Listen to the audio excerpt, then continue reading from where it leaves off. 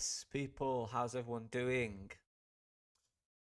Just to get it off my chest, apologies for the voice. It will be like this for probably a few weeks. This is as good as I sounded in 7 days. So please bear with me.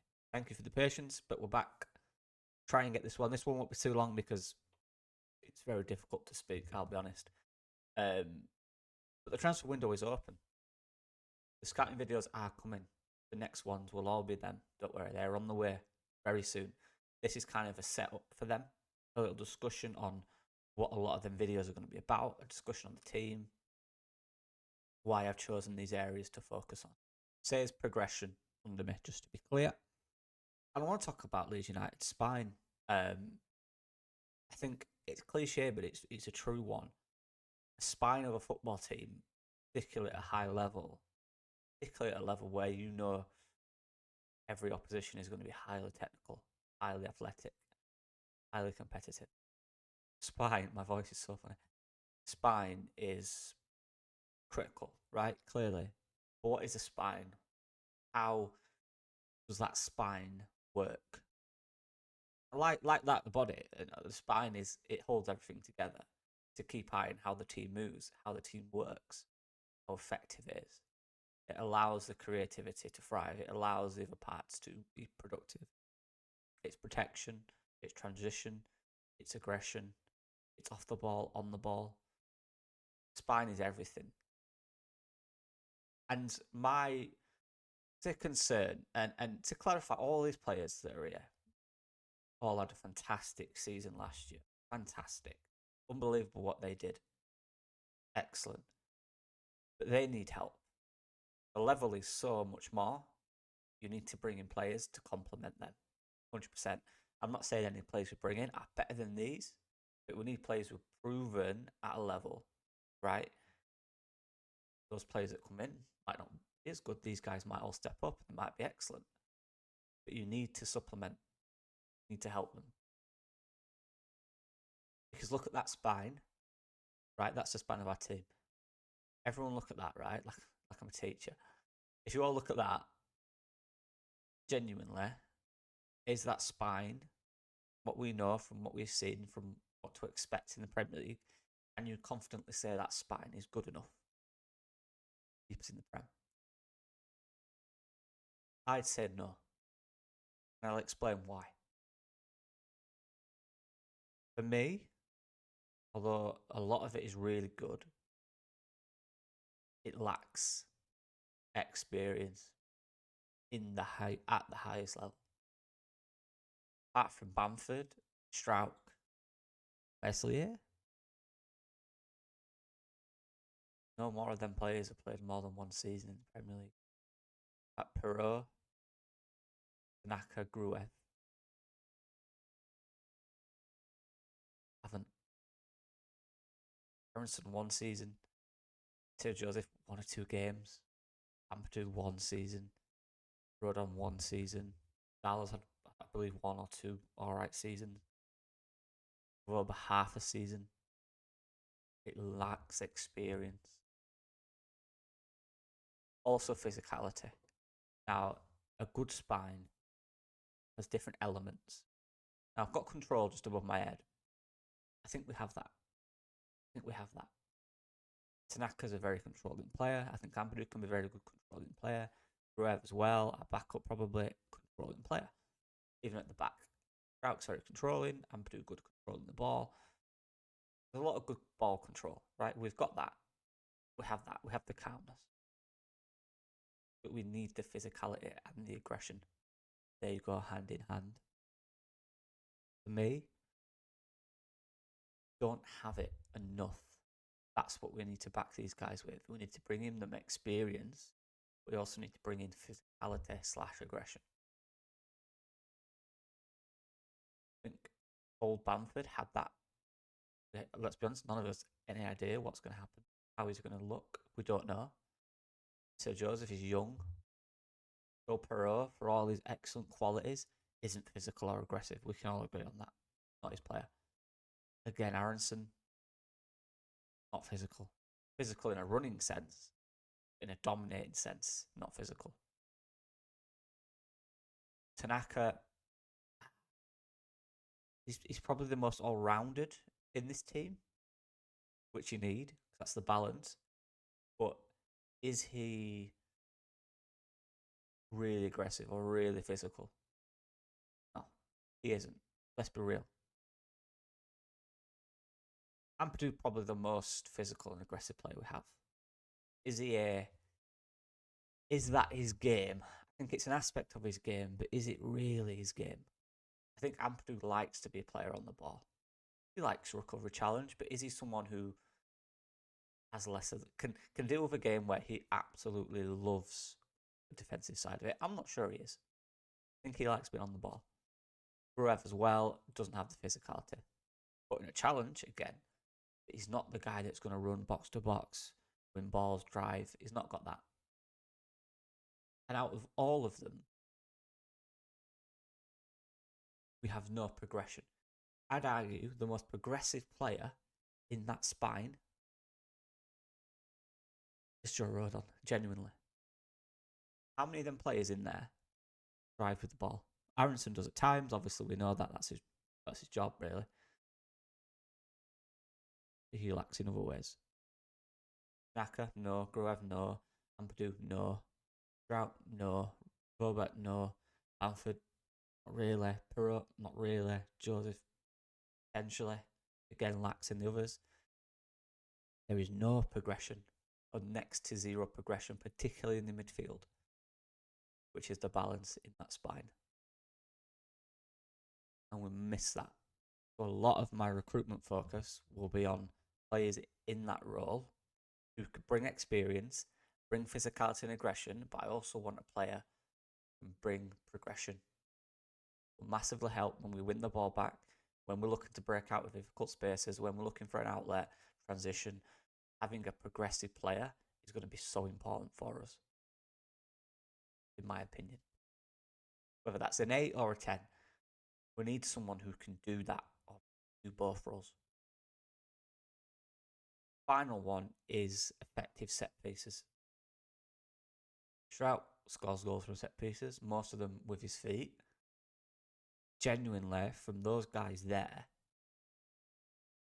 our spine, our grit, our, ruggedness, our physicality. Is there anyone there you can confidently say is dangerous from set pieces, corners, free kicks, both direct, indirect? Not for me. We don't score set pieces, really. Do we have an excellent set piece taker? Do we have a guy who can score directly from free kick? Gruev did it, obviously. The playoff semi-final the year before last, the year after last. I don't feel threatened. When we have a free kick around the box, what's the point? When we bring someone in, get you points, excellent deliveries from free kicks and corners, and can we bring in a defender or a midfielder or even a striker or even a 10 who's good in the box? Because in the Premier League, these little details are going to be so important for us getting a point, getting a draw in the last minute. Can you create from set pieces? A huge part of the game. We cannot neglect that because we're not good enough to, right? It's so vital for us. So we have control. I think that's good. We have some physicality, but we need more. We have some aggression, but we need more. We don't really have effective set pieces. We don't have any progression. Well, a lot of my recruitment focus down the spine, it's not necessarily going to be players we've got. Me, personally, I'm going to look for profiles I'm going to focus on. Striker. We need an all-rounder. We need a guy who can hold the ball up. We need a guy that can run channels. But to be honest, we need a guy that's just always an outlet, can actually be dangerous and give defenders a torrid time. I think that's the profile we should be looking for. I think we will be looking for. The 10, have no options there, but Aronson. We need physical 10, in my opinion. Everyone wants a technical player. For me, our overly technical players are out wide. Obviously, if you bring in the caliber of player that is extremely technical and he's a 10, of course, you're going to play him. It's the Premier League. I think we just need progression and physicality in there for me. But turn down a technical player. Don't get me wrong, I love one. I don't think we'll go for that. Then 2 double pivots, and they are double pivots because Farker said that. But there's not really an 8. He said the deep blame players. One goes forward a bit more in possession. 0 progression, or next to little progression. Not enough physicality. That will be a focus. Centre back. It is more about, quite different to the others. It's just about finding someone who can really, really dominate and control that defence. That's what I'm looking for. Not necessarily a guy that's played in the Prem. Looking for someone that's played at a high level for years now. Competitive player, big competitive player who's good on the ball. That's important for us. And then goalkeeper, we need to upgrade. So those are the spine. That's what the main focus will be. But also, I want to mention this. Mr. Paixão, a player who, look, I've watched almost every final game this season. It's on Triller. I don't know why I'm not a sponsor. It's on Triller, so they've got that and the Portuguese league on there. So all the top teams, all the top 6 basically from the Eredivisie are on there every week. And obviously, so I've watched them. And so this guy I can tell you a little bit about. Just to clarify, got him here for the context of that's the spine that we just spoke about. Sorry. This is where the flair comes in. This is where the exciting signings come in.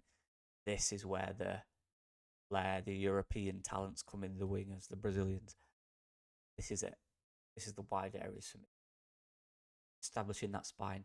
Now, the reason I want to speak about him quickly is because I've watched him more than, well, not more than any Leeds player, obviously. More than probably any other player that we'll speak about unless they play for the top teams in the Eredivisie. And he's a guy I absolutely love. Don't think we're going to get him.